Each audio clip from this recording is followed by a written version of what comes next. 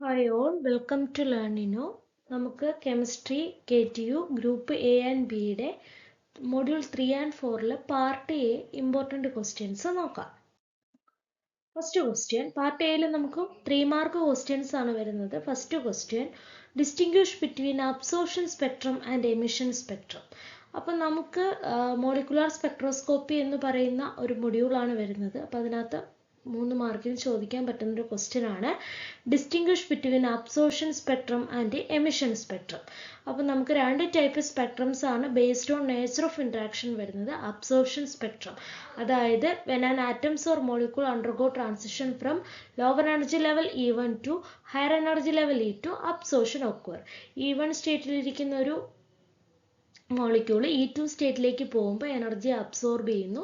It is called absorption spectra. ഇനി നേരെ തിരിച്ച് higher energy level E2 to E1ലേക്ക് വരുമ്പോൾ എനർജി എന്ത് ചെയ്യുന്നു? റേഡിയേഷൻ്റെ ഫോമിൽ എമിറ്റ് ചെയ്യുന്നു. It gives emission spectrum. Okay, ഇനി based on nature of interacting species ആണെങ്കിൽ അറ്റോമിക് സ്പെക്ട്ര മോളിക്കുലർ സ്പെക്ട്ര രണ്ടായിട്ട് ക്ലാസിഫൈ ചെയ്യുന്നുണ്ട്. ഇവിടെ ചോദിച്ചത് absorption spectrum, emission spectrum. Okay. Then second question, what are the advantages of spectroscopic methods? For spectroscopic methods in advantage എന്തൊക്കെയാണ്? First one, less time required for analysis, less sample quantity is required, sample materials remain unchanged during analysis and can be used. വളരെ കുറച്ച് time മതി, കുറച്ച് sample മതി, use ചെയ്യുന്ന സാമ്പിളിനെ പിന്നെയും reuse ചെയ്യാൻ പറ്റും. They give accurate results. Accurate ആയിട്ടുള്ള റിസൾട്ട് ഈ സ്പെക്ട്രോസ്കോപ്പിക് ടെക്നിക്സ് തരുന്നുണ്ട്.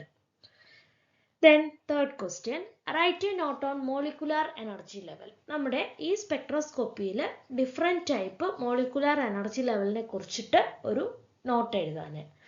Interaction of electromagnetic radiations with the molecule produce molecular spectra. There are three different types of energy levels. They are rotation, vibration and electronic energy level. The transition between these energy levels result in the emission or absorption of energy in the form of radiation. അപ്പോൾ main ആയിട്ട് 3 type energy levels ആണുള്ളത്: rotation, vibration and electronic. Within the same electronic energy level, there are large number of vibration energy level. Within the same vibration energy level, there are large number of rotational energy level. അതായത് ഒരു electronic energy level എടുത്താൽ അതിനെ associate ചെയ്ത് vibration ഉണ്ട്, vibration associate ചെയ്ത് റൊട്ടേഷനും ഉണ്ട്. അപ്പോൾ ഇലക്ട്രോണിക് എനർജി ലെവലിനെ N എന്നും വൈബ്രേഷൻ എനർജി ലെവലിനെ V എന്നും റൊട്ടേഷണൽ എനർജി ലെവലിനെ J എന്നുമാണ് അഡ്രസ് ചെയ്യുന്നത്. Total energy of a molecule is equal to E electronic plus E vibration plus E rotation. All these changes are quantised. They are rotational spectra, vibrational spectra and electronic spectra എന്ന് വെച്ച് കഴിഞ്ഞാൽ ഇങ്ങനെ ഈ changes എല്ലാം ക്വാണ്ടൈസ്ഡും ആണ്. അവർ 3 type molecular സ്പെക്ട്രങ്ങളാണ് തരുന്നത്: rotation, vibration, electronic. അപ്പോൾ molecular energy ലെവലിനെ കുറിച്ച് ചോദിച്ചു കഴിഞ്ഞാൽ ഒരു മോളിക്യൂൾ എടുത്തു കഴിഞ്ഞാൽ പ്രധാനമായിട്ടും 3 എനർജി ലെവൽസ് ആണുള്ളത്: റൊട്ടേഷൻ, വൈബ്രേഷൻ, ഇലക്ട്രോണിക്. ഓരോ ഇലക്ട്രോണിക് എനർജി ലെവലും അസോസിയേറ്റ് ചെയ്ത് വൈബ്രേഷൻ കാണും, ഓരോ വൈബ്രേഷനും അസോസിയേറ്റ് ചെയ്ത് റൊട്ടേഷനും കാണും. Then fourth question, why UV visible spectrum appears broad? ഇത് ഒത്തിരി പ്രാവശ്യം ചോദിച്ചിട്ടുള്ള ഒരു ക്വസ്റ്റ്യൻ ആണ്. എന്തുകൊണ്ടാണ് UV visible spectrum broad ആവാനുള്ള കാരണം? It arises by the transition of electrons in the molecule by absorption of UV visible light. When a molecule absorbs UV visible light, it is excited from lower energy state to higher energy state. It changes the electronic energy level. അതായത് U V visible spectroscopy എന്ന് പറയുമ്പോൾ ഒരു മോളിക്യൂളിൻ്റെ മുകളിൽ U V visible light വന്ന് വീഴുമ്പോൾ അവർ E1 energy സ്റ്റേറ്റിൽ നിന്ന് excite ചെയ്ത് E2 എനർജി സ്റ്റേറ്റിലേക്ക് പോകുന്നുണ്ട്. അപ്പോൾ അവർക്ക് ചേഞ്ച് വരുന്നത് ഇലക്ട്രോണിക് എനർജി ലെവലിലാണ്. It deals with energy gap between electronic energy level in a molecule. It falls in UV visible region. Electronic transitions are accompanied with vibration and rotation. നേരത്തെ ക്വസ്റ്റ്യനിൽ പറഞ്ഞതുപോലെ തന്നെ ഓരോ ഇലക്ട്രോണിക് എനർജി ലെവലിലും വൈബ്രേഷനും ഉണ്ട്, റൊട്ടേഷനും ഉണ്ട്. അപ്പോൾ ഇത്രയും ട്രാൻസിഷൻസ് നടക്കുന്നത് കൊണ്ടാണ് ഈ UV വിസിബിൾ സ്പെക്ട്രം ബ്രോഡ് ആവാനുള്ള കാരണം. Fifth question, write 3 points of comparison between UV and IR spectrum. ഏതെങ്കിലും ഒരു 3 പോയിന്റ് പഠിക്കുക. IR spectrum gives narrow peaks related to UV. IR yield more information than UV. IR allow you to collect data on solid, liquid and gas. അതാണ് ഇൻഫ്രാറെഡിന്റെ കേസിൽ വരുന്നത്. UV എടുക്കുമ്പോൾ UV is more quantitative than IR. IR-നെ കാട്ടി കുറച്ചും കൂടെ quantitative ആണ് UV. UV spectra are faster to collect. Faster ആണ്, collect ചെയ്യാൻ faster ആണ്. UV samples are easiest to prepare. Prepare ചെയ്യാൻ UV samples easiest ആണ്. UV spectrometer are cheaper. UV spectrometer cheaper ആണ്. അപ്പോൾ ഇതിൽ ഏതെങ്കിലും ഒരു 3 പോയിന്റ് കമ്പാരിസൺ 3 പോയിന്റ് വീതം പഠിച്ചു വെക്കാം. Okay. Then sixth question, which of the following molecule can give IR spectrum? Give reason. H2N2 HCl Cl2. അപ്പോൾ IR spectroscopy എന്ന് പറയുമ്പോൾ it is associated with infrared radiations. When a gaseous molecule absorbs IR radiation, it produces transition between vibrational energy level. അപ്പോൾ ഒരു molecule IR radiation absorb ചെയ്ത് കഴിഞ്ഞാൽ അവിടെ change വരുന്നത് അവരുടെ വൈബ്രേഷണൽ എനർജി ലെവൽസിലാണ് ചേഞ്ച് വരുന്നത്. ഇനി ഒരു മോളിക്യൂൾ IR ആക്റ്റീവ് ആകണമെങ്കിൽ അവിടുത്തെ ക്രൈറ്റീരിയ എന്ന് പറയുന്നത് ചേഞ്ച് ഇൻ ഡൈപോൾ മൊമെന്റ് വേണം. അപ്പോൾ ഇവിടെ നോക്കിയാൽ H2N2Cl2 ഇതെല്ലാം ഹോമോന്യൂക്ലിയർ ആറ്റംസ് ആണ്, സെയിം ആറ്റംസ് ആണുള്ളത്. ഇവിടെ ഹെട്രോന്യൂക്ലിയർ വരുന്നത് HCl മാത്രമേ ഉള്ളൂ. അതുകൊണ്ട് തന്നെ HCl-നാണ് ഇവിടെ ചേഞ്ച് ഇൻ ഡൈപോൾ മൊമെന്റ് ഉള്ളത്. HCl ആണ് IR സ്പെക്ട്രം തരുന്നത്. അപ്പോൾ IR സ്പെക്ട്രം തരണമെങ്കിൽ അതിൻ്റെ ക്രൈറ്റീരിയ എന്ന് പറയുന്നത് it should have a change in dipole moment. Seventh question, explain the principle of IR spectroscopy.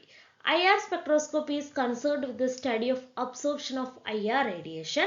When a gaseous molecule absorbs IR radiation to produce transition between the vibration energy level, resultant spectrum is called a vibrational spectra. അപ്പോൾ ഇത് IR റേഡിയേഷനുമായിട്ട് associate ചെയ്ത സ്റ്റഡിയാണ്. ഒരു മോളിക്യൂളിൻ്റെ മുകളിൽ IR radiation വന്ന് വീഴുമ്പോൾ അവരുടെ vibrational എനർജിയിലാണ് change വരുന്നത്. ഈ എസെൻഷ്യൽ റിക്വയർമെന്റ് എന്ന് പറയുന്നത് molecule should have change in dipole moment. ഇനി എപ്പോഴും ഹെട്രോന്യൂക്ലിയർ ഡയറ്റോമിക് മോളിക്യൂൾസ് ആണ് ഈ IR സ്പെക്ട്രം തരുന്നത്. ഹോമോന്യൂക്ലിയർ ഡയറ്റോമിക് മോളിക്യൂൾ തരത്തില്ല IR സ്പെക്ട്രം, കാരണം അവർക്ക് ഡൈപോൾ മൊമെന്റ് 0 ആണ്.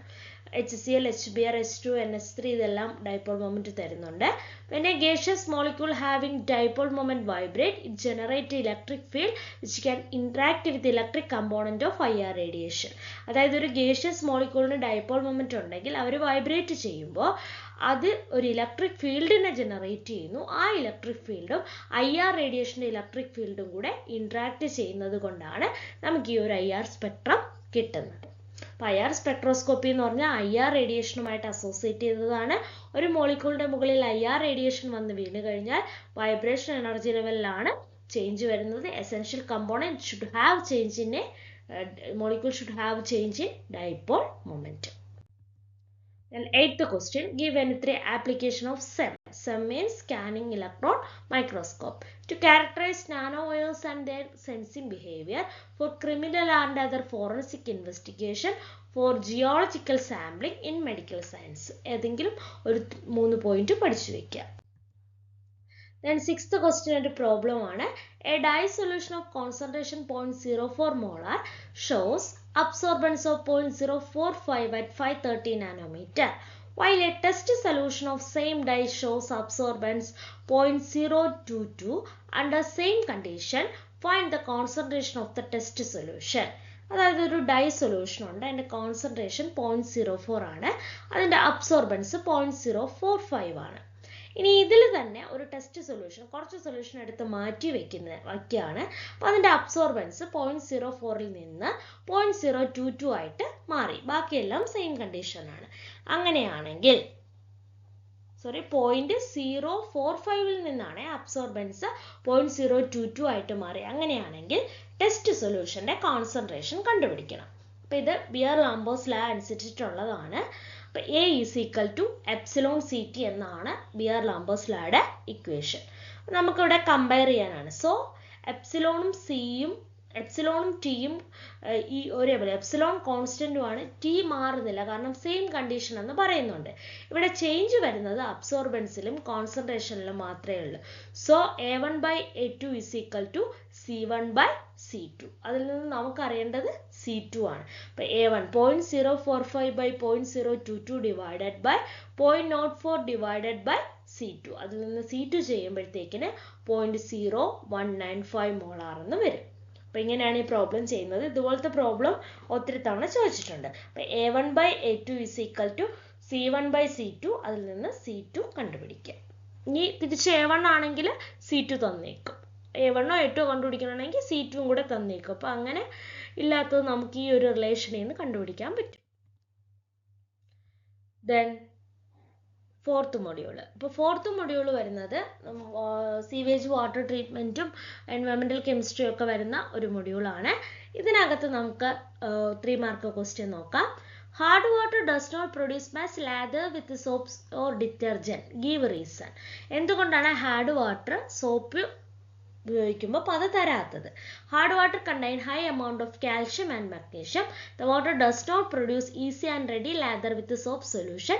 Instead foam A white scum called hard water. ഈ വെള്ളം കാൽഷ്യം മഗ്നീഷ്യം ഉണ്ടായതുകൊണ്ടാണ് എന്ത് ചെയ്യുന്നത്, പത തരാത്തത്. ഇതിന് പകരം അവരൊരു വൈറ്റ് പ്രസിപ്പിറ്റേറ്റ് ആയിട്ട് മാറുകയാണ് ചെയ്യുന്നത്. അത് ഇൻസോളിബിൾ ആയിട്ടുള്ള ഒരു വൈറ്റ് പ്രസിപ്പിറ്റേറ്റ്. അപ്പോൾ ഇതാണ് അതിൻ്റെ ഇക്വേഷൻസ്. അപ്പോൾ ഈ ഒരു റീസൺ നോക്കി വയ്ക്കുക. Then write the significance of BOD, biological oxygen demand. BOD can be defined as the amount of oxygen required by aerobic microorganisms for oxidation of biologically oxidizable matter present in 1 liter of sewage water for a period of 5 days at 20 degrees Celsius.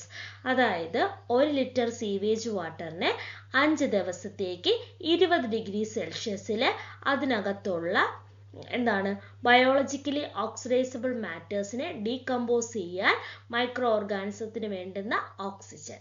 അതായത് 1 litre sewage വാട്ടറിനെ 5 ദിവസത്തേക്ക് 20 degree സെൽഷ്യസിൽ അതിലുള്ള organic ഇമ്പ്യൂരിറ്റീസിനെ decompose ചെയ്യാൻ വേണ്ടുന്ന ഓക്സിജനാണ് BOD.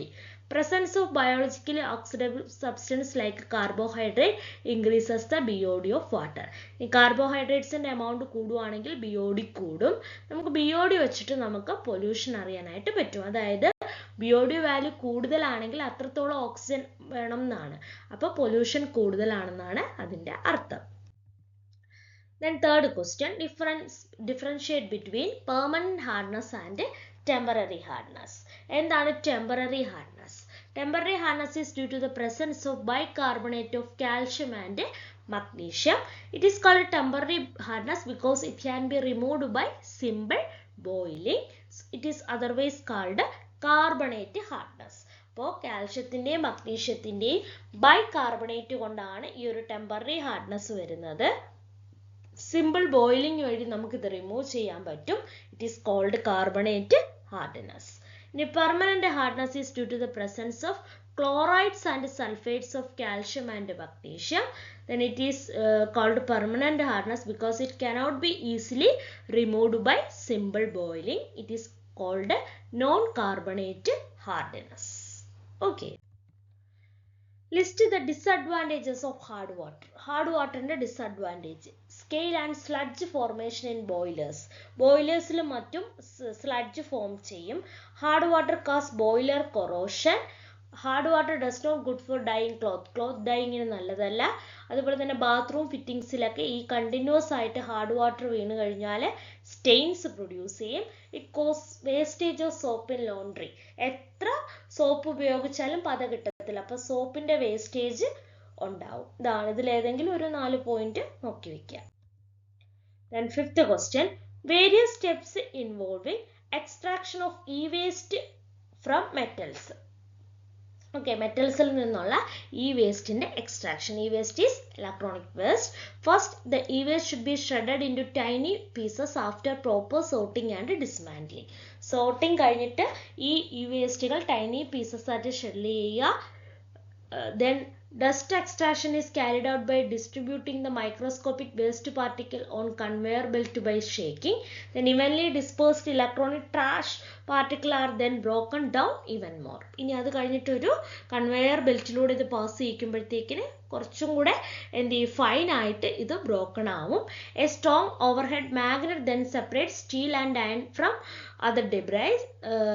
Non-ferrous metals such as aluminum and copper are separated from other materials using an eddy current separator. Magnet ഉപയോഗിച്ച് അയണിനെയും സ്റ്റീലിനെയും separate ചെയ്യും. Aluminium, copper പോലുള്ളത് ഒരു AD current separator വെച്ച് separate ചെയ്യും. Then ബാക്കിയുള്ളത് അതിനായിട്ടുള്ള എക്സ്ട്രാക്റ്റഡ് സ്യൂട്ടബിൾ മെത്തേഡ് വെച്ച് സെപ്പറേറ്റ് ചെയ്യും. Water separation is then carried out for the distinct separation of glass from plastic component. ഇനി ഗ്ലാസസ് ഉണ്ടെങ്കിൽ അത് വാട്ടർ സെപ്പറേഷൻ ഉപയോഗിച്ച് സെപ്പറേറ്റ് ചെയ്യും. അപ്പോൾ ഇത്രയും സ്റ്റെപ്പുകളാണ് ഈ വേസ്റ്റ് എക്സ്ട്രാക്ഷനിൽ മെയിനായിട്ടും വരുന്നത്. Okay. Sixth question, list any 5 sustainable goals. Sustainable development goals ഏതെങ്കിലും ഒരു 5 4 ഒരു sustainable development goals ലിസ്റ്റ് ചെയ്യുക. Eliminate poverty, erase 100, provide quality education, enforce gender equality, then proper clean water, അതുപോലുള്ള ഏതെങ്കിലും ഒരു 5 ഒരു ഗോൾസ് സസ്റ്റൈനബിൾ ഡെവലപ്മെന്റ് ഗോൾസിന്റെ 5 എണ്ണം പഠിക്കുക. Okay. Then compare BOD and COD. Biological oxygen demand already പറഞ്ഞു. ഫസ്റ്റ് അതിൻ്റെ definition തന്നെയാണ് നേരത്തെ പറഞ്ഞത്. Then sewage water for a period of 5 days at 20 degrees Celsius ആണ് ഇത് വേണ്ടത്. Presence of biologically oxidizable substance ആണ് BODയിലുള്ളത്. നമുക്കിത് വെച്ചിട്ട് പൊല്യൂഷൻ കണ്ടുപിടിക്കാൻ പറ്റും. അതിൻ്റെ സിഗ്നിഫിക്കൻസും നേരത്തെ പറഞ്ഞതുപോലെ തന്നെ ഡിഗ്രി ഓഫ് പൊല്യൂഷൻ കണ്ടുപിടിക്കാൻ പറ്റും. പൊല്യൂഷൻ സ്റ്റഡിക്ക് യൂസ് ചെയ്യുന്നുണ്ട്. ഇനി COD എന്താണെന്ന് നോക്കാം. It is defined as the amount of oxygen required for complete oxidation of biologically active and biologically inert material. അതായത് 1 ലിറ്റർ സീവേജ് വാട്ടറിലെ ബയോളജിക്കലി ആക്റ്റീവും ഇനാക്റ്റീവും ആയിട്ടുള്ള വേസ്റ്റിനെ ഡീകമ്പോസ് ചെയ്യാൻ വേണ്ടുന്ന ഓക്സിജനാണ് കെമിക്കൽ ഓക്സിജൻ ഡിമാൻഡ്. ഇതും പൊല്യൂഷനും വാട്ടർ ക്വാളിറ്റി ടെസ്റ്റ് ചെയ്യാൻ ഒരു ഇൻഡിക്കേറ്റർ ആയിട്ട് യൂസ് ചെയ്യാം. Aquatic life protection, അതായത് ഇത് വെച്ചിട്ട് നമുക്ക് അക്വാട്ടിക് ലൈഫിനെ പ്രൊട്ടക്ട് ചെയ്യാൻ പറ്റും. ഈ വാല്യൂസ് വെച്ചിട്ട് ഇൻഡസ്ട്രിയൽ സിഗ്നിഫിക്കൻസ്, വേസ്റ്റ് വാട്ടർ ട്രീറ്റ്മെന്റിൽ COD യൂസ് ചെയ്യുന്നുണ്ട്. Pollution control, economic significance. പിന്നെ ഇവിടെ CODയുടെ ഒരു വ്യത്യാസം എന്ന് പറഞ്ഞാൽ BODയെ കാട്ടി BOD 5 ദിവസം എടുക്കുമെങ്കിൽ COD നമുക്ക് 3 hours കൊണ്ട് ഡിറ്റർമൈൻ ചെയ്യാനായിട്ട് പറ്റും. COD ഡിറ്റർമൈൻ ചെയ്യുന്നത് വഴി ഓർഗാനിക്കും ഇൻഓർഗാനിക്കും ആയിട്ടുള്ള എല്ലാ വേസ്റ്റിനെ പറ്റി നമുക്ക് അറിയാനായിട്ട് പറ്റും. ഓക്കെ, അപ്പോൾ ഇത്രയൊക്കെ ക്വസ്റ്റ്യൻസ് ആണ് മെയിൻ ആയിട്ട്. ഇനിയും ക്വസ്റ്റ്യൻസ് ഉണ്ടെന്നാലും മെയിൻ ആയിട്ട് എക്സാംസിന് വരുന്ന ഫസ്റ്റ് പാർട്ടിലെ മൊഡ്യൂൾ 3ഉം 4ഉം ഫസ്റ്റ് പാർട്ടിലെ ക്വസ്റ്റ്യൻസ് ആണ് ഇപ്പോൾ ഡിസ്കസ് ചെയ്തത്. Okay, thank you.